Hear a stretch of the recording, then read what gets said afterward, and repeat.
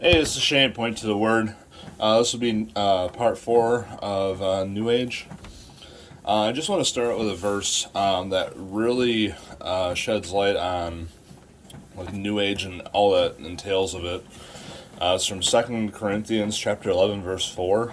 That says, "For if he that comes preaching another Jesus, whom we have not preached, or if ye receive another spirit, which ye have not received, or another gospel, which ye have not accepted, ye might well bear with him." So, a lot of this in New Age, like they have ascended masters and stuff. Like I'm just now, beginning to learn about it, but like their Jesus is just one part of ascended masters, and so like you can basically pick your own god, like whether that be Mary or, Krishna, Melchizedek, or Buddha, whoever you want. And, Jesus is a part of that. So I just want to include that verse. And then another one that really goes into New Age is from the same book, same chapter. So 2 Corinthians chapter 11. Verse 14. And so I'll actually start at 13. So it says, "For such are false apostles, deceitful workers, transforming themselves into apostles of Christ." And this is the key verse. "And no marvel, or no surprise, for Satan himself is transformed into an angel of light." So I just want to include that because a lot of New Age, it's light and love, kind of thing. So I like Satan transforms himself into an angel of light. So it's a lot of light, So it's like a facade basically, and a lot of it's good, evil, light, dark. Even back to the Wizard of Oz, good witch, bad witch. Yin yang, that's all it is. Positive, negative energy, good energy, bad energy. So good demon, bad demon. A good one would be an angel. So you know what I mean. Like it's all tied in. So I just want to give a basis of that. So yeah, last we talked, I was talking about an instance I had of like sleep paralysis. And just like this heavy pressure on me, like you know what I mean, like I didn't see anything. It kind of reminded me of what happened at the hotel, with my mom and my sister, like in the last couple videos. And so I didn't see like a black mass or anything, but something, it felt like someone physically was keeping me down. So there's a lot of pressure on me, like on my chest and stuff. So yeah, so that happened. The next story was probably like the freakiest one. Now this one's messed up. So I'll start off. We had a cat named Moo, Moo, this is like black and white cat. And so we actually just put him down last week, so if you guys would pray for our family. Yeah, my wife's, taking that hard. That was our cat even before we, met, so, an older cat, so I include him because, like, he's, kind of part of the story. So at this apartment, like, we would hear, like cabinets, like, banging, like, from time to time. And so this one story, like my wife and I were laying in bed, and we hear footsteps on the flooring, and so I don't know, like we thought it was the cat, and dude, yeah. So all of a sudden, we're like, oh, it's just Moo, it's just our cat. And then all of a sudden, I'm freaked out, so I'm not sleeping. So to paint the picture, like our bed is like back here. The hallway is, in front of us, and to my left is the bathroom. To the right is the hallway, into the kitchen kind of thing. So I like where I'm at in bed, I can see out, into the hallway. And so all of a sudden I see this, what looks like a shadow that looked like a child, not an adult, but not like a baby, but you know what I mean, like the height of a child, like just kind of run by. I'm like, that was not Moo. And so I just like book it, and I run, forward, and I go, because it went into the bathroom. And so I run forward, I run into the bathroom, turn on the light, nothing's in there, and I turn on the hallway light, and I turn around, and all of a sudden Moo, our cat, is walking like from the kitchen towards me.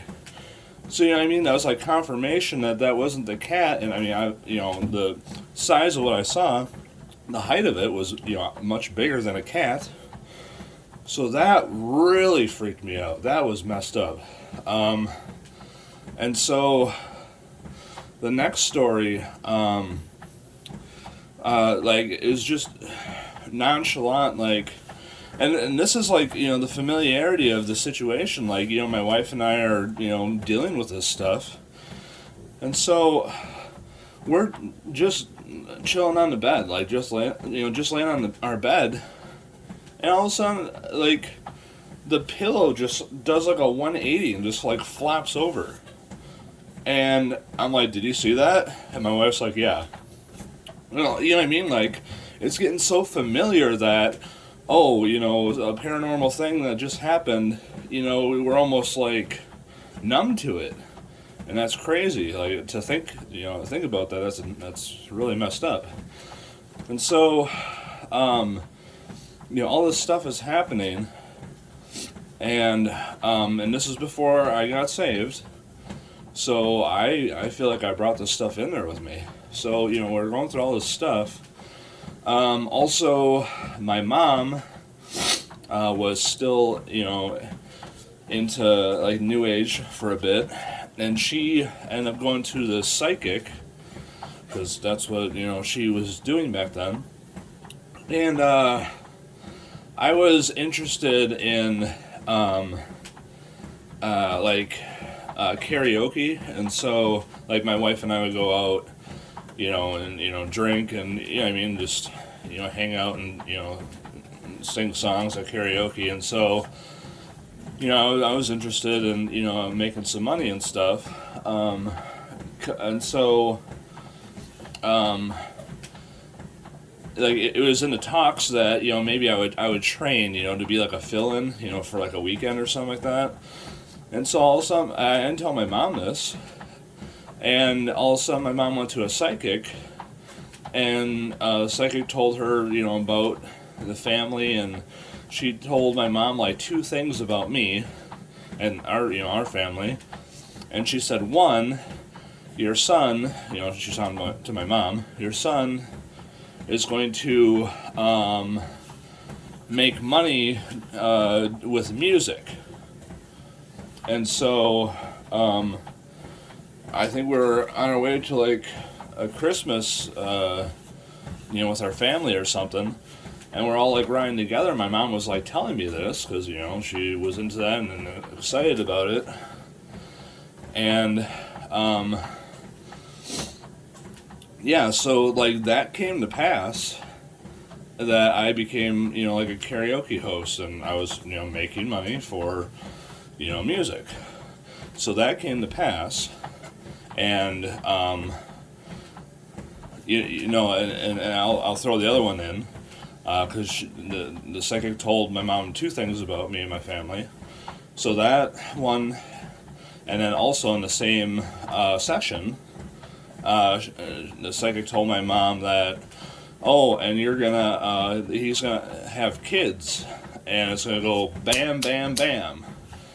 And so my mom, you're gonna have 3 kids, and it's gonna be one after another. Well, that did not come to pass.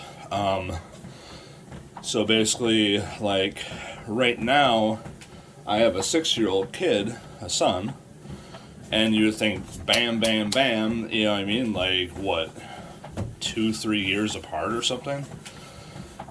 So, you know what I mean? That didn't happen.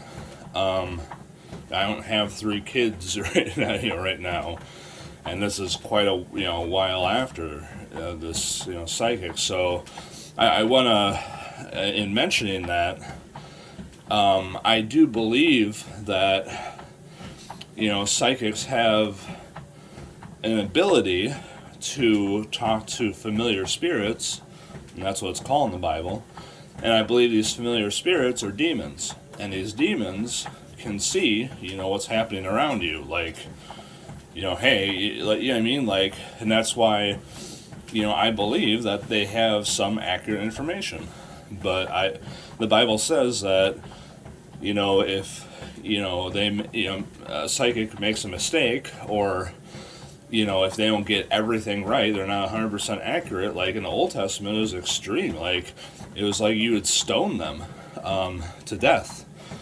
They should be killed because, they're not speaking in God's name, so they're false. Yeah, they might get one thing right, but they're not getting all of it.